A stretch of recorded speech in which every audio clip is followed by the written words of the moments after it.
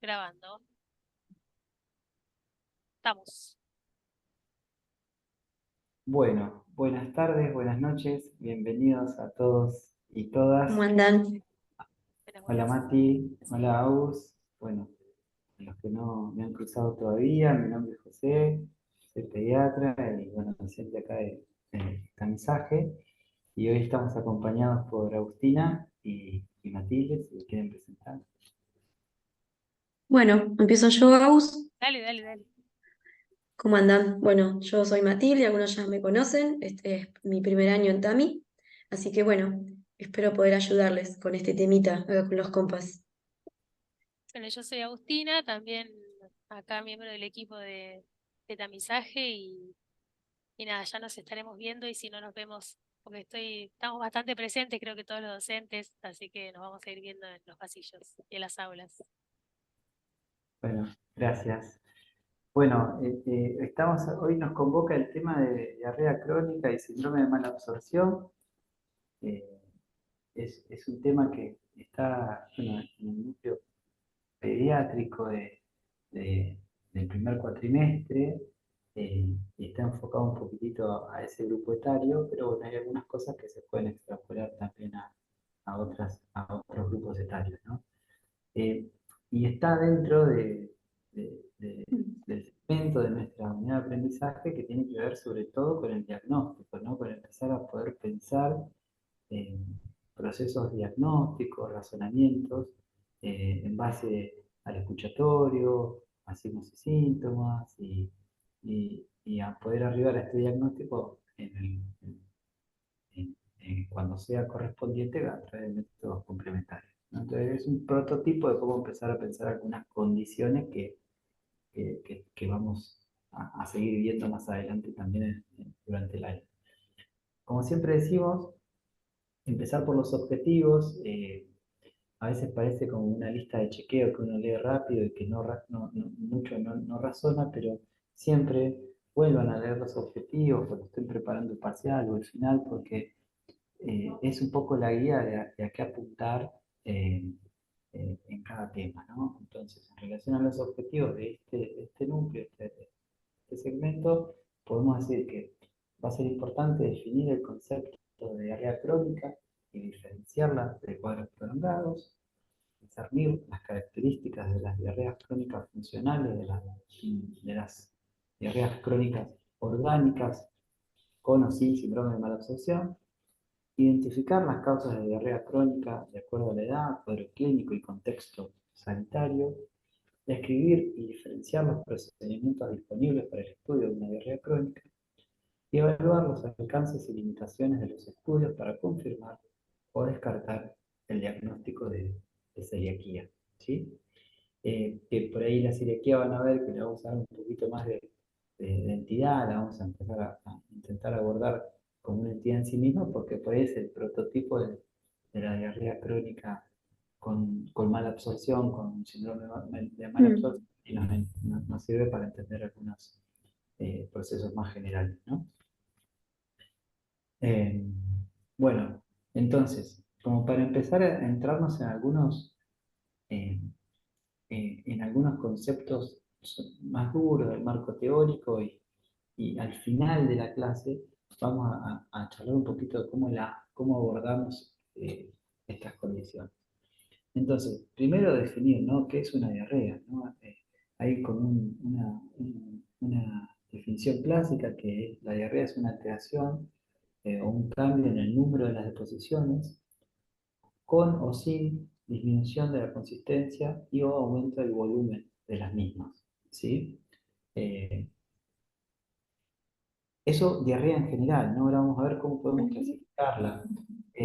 Después, el síndrome de malabsorción, y a Mati que le gusta la etimología de las palabras, ¿no? Ahí que fue la que un poco preparó esta diapo. Eh, lo voy a leer, Mati, haciendo honor al trabajo, que un Está síndrome bien. es un síndrome es un conjunto de signos y síntomas, ¿no? Que se presentan juntos en un momento determinado y que definen clínicamente un estado determinado, ¿no? Entonces, cuando ustedes cursen medicina interna, van a ver que en general cuando uno intenta abordar un diagnóstico, va a intentar, no siempre se logra, pero sí va a intentar juntar este conjunto de signos y síntomas y plantearlo sindrómicamente, ¿no? Y a partir de eso, los síndromes en general tienen diferentes etiologías, ¿no? Entonces ordena el pensamiento y la metodología de estudio para llegar al diagnóstico. Y la malabsorción es la absorción defectuosa de alguno de los componentes nutricionales, ¿sí? Entonces, el síndrome de mala absorción sería el cuadro clínico provocado por la mala absorción de nutrientes, que va a depender de la cantidad y la calidad de esos nutrientes, eh, va a depender los síntomas carenciales que nos va a mostrar este síndrome de mala absorción. ¿Sí? Todavía un poquitito, cuando volvamos a celiaquía, vamos a profundizar Mm. en este concepto. Sí, hay que ¿Sí? tener en cuenta, José, que cuando uno dice esto la alteración o cambio en el número de posiciones, disminución de la consistencia, aumento del volumen, es con respecto al hábito catártico, de alguna manera, ¿no? Al hábito de deposiciones que ya traía ese niño o esa niña, porque no son todos de la misma manera. Por ahí uno puede venir y decirte, no, va 3 veces por día. Pero bueno, ¿cuánto suele ir? 3 veces. Bueno, entonces no hay un cambio sobre la cantidad de veces que va digamos, que defeca, ¿no? Digamos, obviamente que tenemos que ver el tema del aumento del volumen, consistencia y demás, pero tiene que ser siempre en relación a su hábito cotidiano. Solo quería aclarar Perfecto. eso. Bien. Sí, Buenísimo. y más que nada en relación a esto de que está un poquito como generalizado que diarrea es solo el aumento de la frecuencia y que en realidad la disminución en la consistencia o aumento de volumen también estaría siendo diarrea. Y bueno, a veces hay que prestar atención en la entrevista o el escuchatorio de estas características. Bien, buenísimo. Gracias ahí por los aportes, compañeros. Avanzamos, ¿no? Gracias. Sí. Entonces, a la hora de empezar a abordar, podemos decir que hay diferentes formas de clasificar una diarrea, ¿no?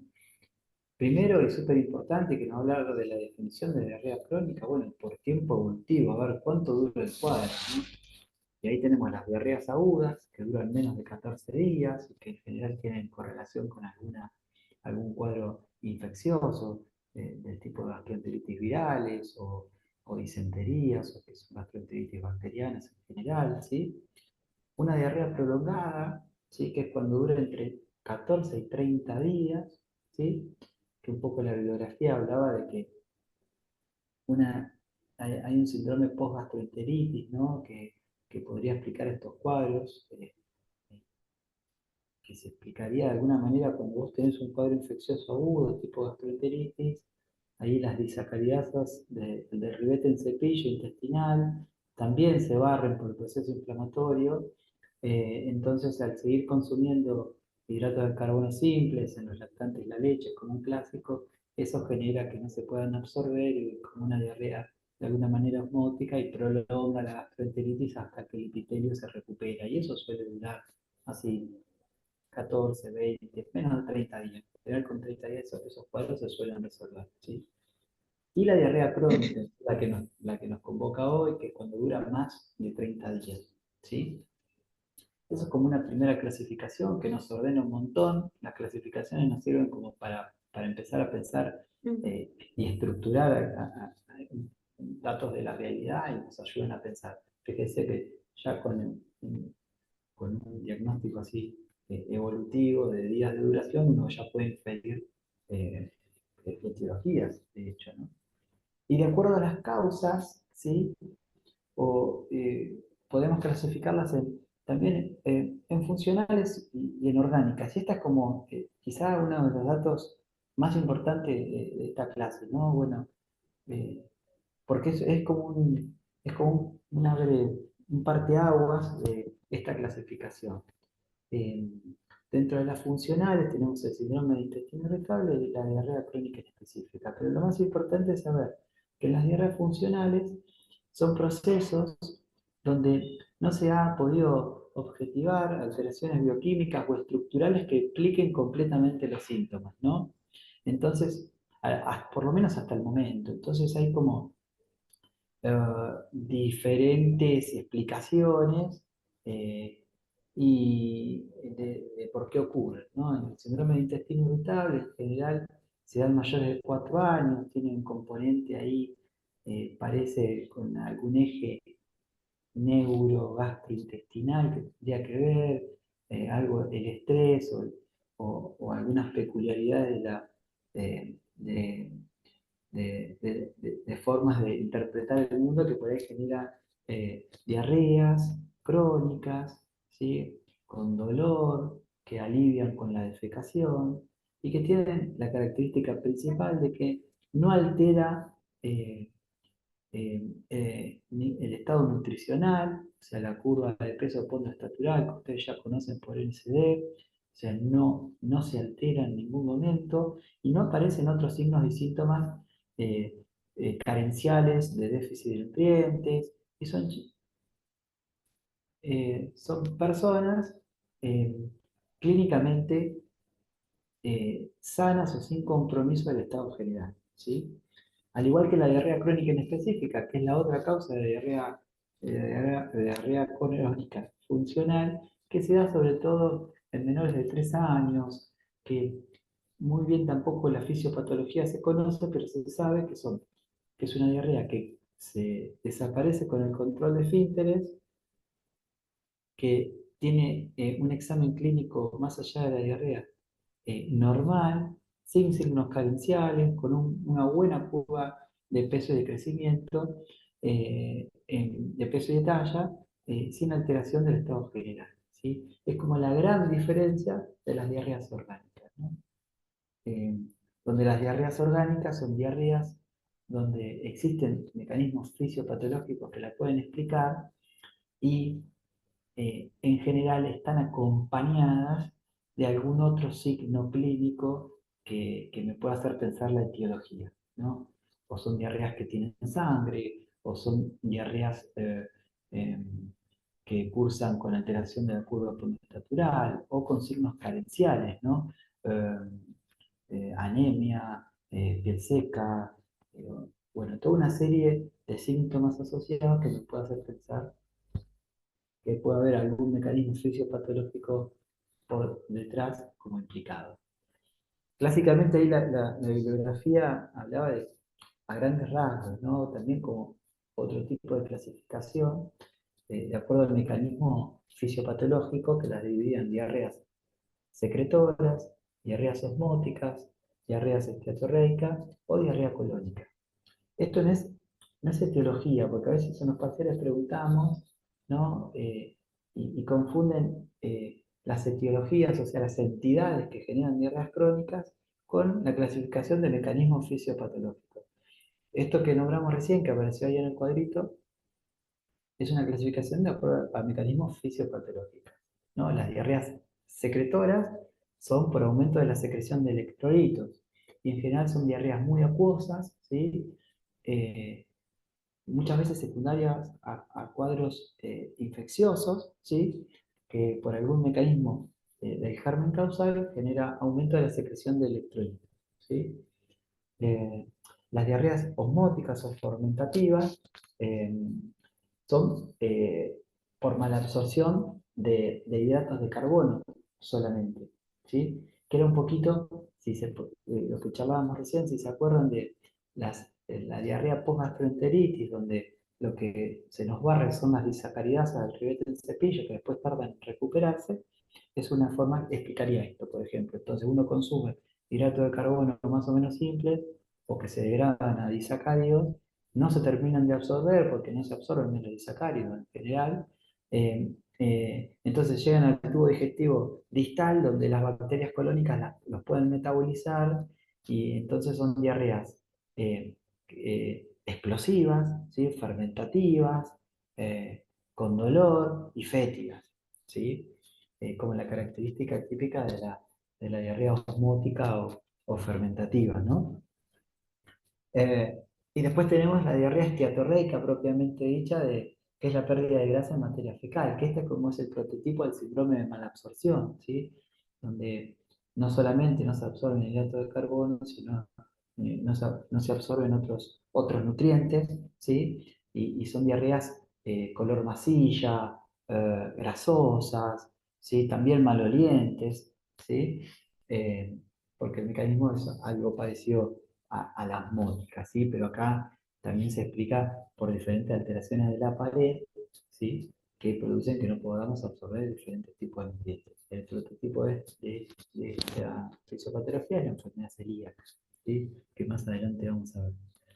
Y la diarrea colónica, sí, que son deposiciones disentéricas con moco o sangre, ¿no? Son diarreas que se producen en general en- por enfermedad inflamatoria intestinal, ¿sí? Cualquiera de sus variantes, o a veces en alergia a la proteína de leche de vaca, que es la alergia alimentaria más común. eh, Son diarreas dolorosas, con pujo, con tenesmo, sobre todo por la noche. Eso nos hace pensar en algo inflamatorio, ¿sí? Fíjense la diferencia eh, de las diarreas orgánicas de las funcionales, ¿sí? Estamos hablando de una diarrea orgánica, diarrea con sangre, con sintomatología de dolor, con despertares nocturnos, con que pueden alterar la curva de peso y de talla, con repercusión del estado general, ¿no? Si estamos hablando de malabsorción de nutrientes, en algún momento, de acuerdo al sector del tubo digestivo afectado y a la intensidad, pueden aparecer signos carenciales, ¿no? Como anemia, eh, piel seca, keilitis, digo, pelo fino y quebradizo, ¿no? Alteraciones del esmalte dentario, un poco en toda la sintomatología clásica de la enfermedad celíaca que la vamos a ver un poquito más adelante. ¿Algo les parece para aportar, compas? Pero me parece que No, capaz, perdón, José.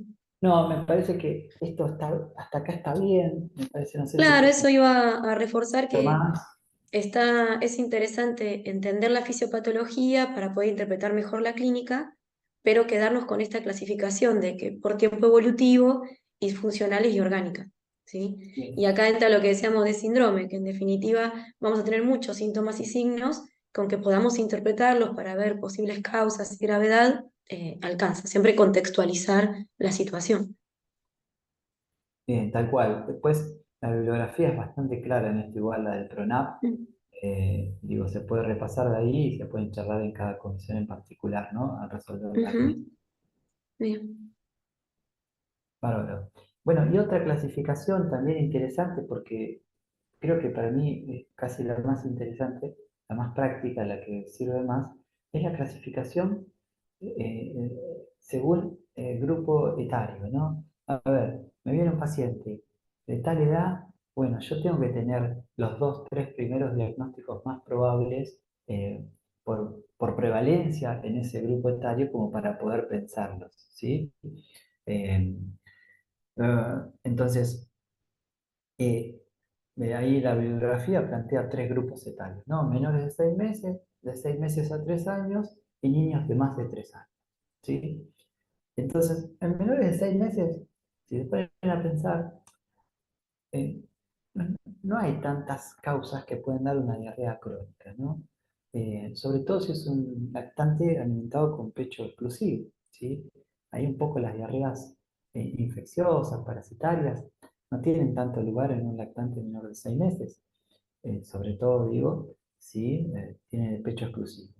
Y quizá la causa más común es una alergia alimentaria, la alergia alimentaria, que por lejos la más común es la alergia a la proteína de leche de vaca, eh, que no vamos a profundizar mucho en esto, sí por ahí saber que la alergia a la proteína de leche de vaca es una enfermedad inmunomediada por alergia a las proteínas de leche de vaca, que son muchas, y que se puede dar en pacientes alimentados con pecho exclusivo también, porque hay oligopéptidos que pasan por la lactancia materna, ¿sí? Y que la manifestación más común de la alergia a la proteína de leche de vaca es con diarrea, ¿sí? Con sangre, ¿sí? Y moco. Entonces, esa diarrea colónica es la manifestación más común de la alergia a la proteína de leche de vaca. Entonces, en un menor de 6 meses es quizá lo primero que vamos a pensar. Puede tener asociado otras cosas, ¿no? Como irritabilidad, como eczemas en piel, también, o diferentes manifestaciones en piel, ¿sí? Alteración de la curva pondoestatural, ¿sí? Sobre todo el peso, y, y como primera opción en los menores de 6 meses. Aparece también la fibrosis quística, como causa de diarrea crónica en este grupo etario. Ustedes ya conocen la fibrosis quística del páncreas, es una enfermedad eh, bastante compleja, donde no solo se afecta la parte digestiva, sino que también eh, hay otro tipo de alteraciones. Todo en un chico, en una persona menor de 6 meses, con diarrea crónica, sin muchas peculiaridades en relación a si tiene sangre o no tiene sangre, pero que se afecta a la curva postnastatural, que preguntamos si salió el screening metabólico y no salió, o no se retiró, o hay antecedentes familiares, o todo lo que ustedes saben de lo que vamos a recabar de la historia clínica, en qué momento eliminó meconio, si fue precoz, si fue tardío, si tiene otras situaciones asociadas, vamos a pensar que puede ser una fibrosis quística del páncreas. En general, una enfermedad sistémica con compromiso del estado perineal. El intestino corto es la verdad que es algo raro, muy peculiar, de pacientes que ya han estado intervenidos quirúrgicamente, en neonatología, es algo bastante complejo y raro de ver, y la deficiencia congénita de sacaridasa es extremadamente rara. Digo, yo nunca vi una, más allá de lo que haya visto cada uno, que pues, hay un sesgo claro en eso. La bibliografía dice que es algo extremadamente raro. Los gastroenterólogos con los que he charlado también, digo, mira, la verdad que es raro un déficit congénito de sacaridasa. ¿Sí? Esto de intolerancia a la lactosa, que es un poco un prototipo que no, es alérgico a la lactosa, no sé. Bueno, no, congénito no, no, es raro para pensar. Entonces, después pasamos al grupo etario de 6 meses a 3 años, que ahí tenemos la diarrea crónica inespecífica, que se puede repasar la bibliografía, que es una diarrea crónica funcional, y ya sabemos que las diarreas crónicas funcionales eh, em, no alteran la curva postnastatural, no tienen distensión abdominal, no suelen tener dolor, no tienen signos carenciales, son chicos sanos, ¿sí? Que con el control de esfínteres desaparece la sintomatología. Obviamente uno lo dice así, y a veces los diagnósticos son procesos, son evolutivos. Uno en una primera consulta quizá no puede decir, me das una diarrea crónica específica, sino a veces la evolución, ¿no? Me va a dar el diagnóstico. Yo parto de un niño menor de 3 años con aumento del volumen, que hago un examen físico completo, pero ahora vamos a ver cómo se aborda esto, ¿no? Pero es una anamnesis completa, un examen físico completo, no hallamos signos significativos, lo vamos a ir controlando evolutivamente. Vamos a tener un diagnóstico presuntivo y mira, si en 6 meses esto no cambió, y mira, probablemente sea esto, y con el control de esfínteres vamos a terminar de confirmar. ¿Sí? Algo muy común de las diarreas crónicas, que podría ser funcional, pero no debe ser orgánica porque existe una causa, pero son chicos que crecen absolutamente bien y no tienen síntomas ni signos de nada, es el exceso de jugos y bebidas. ¿Sí? Muy común. Que el juguito para ir al colegio, a veces le dan, no se piensa que tiene un exceso de azúcares muy grande, que no se llegan a absorber, y eso genera una diarrea por mala absorción de hidrato de carbono. Si pensamos en la fisiopatología, van a ser diarreas con malolientes, explosivas, con dolor, ¿sí? Eh, Esto también hay que tenerlo en cuenta. Y a veces uno no lo tiene tan en cuenta, y a veces la bibliografía habla que ya más de 200 mililitros, que es un vaso, incluso de una bebida azucarada, lo puede generar. ¿Sí? Y después, algo que siempre pensamos es, sobre todo parasitosis, la giardia como a la cabeza, como prevalente, como causa de diarrea crónica, ¿no? Casi en nuestro medio, a este grupo etario, si vemos que es una diarrea que dura más de 30 días, que de alguna manera tiene o distensión abdominal, porque a veces puede cursar con algún síndrome de mala absorción o esteatorreica, la verdad que la giardia es prevalente, y uno lo tiene que pensar, ¿sí? Y por ahí la enfermedad celíaca también, claramente, va a ser en este grupo etario, donde la forma de presentación clásica quizás es la más común, ¿sí? Vamos a pensar en la enfermedad celíaca, y ahora vamos a ver dos o tres cositas, ¿sí? La diarrea por antibiótico, bueno, no es tan frecuente de ver, no suele durar tanto tiempo y estar antecedente de haber tomado antibióticos.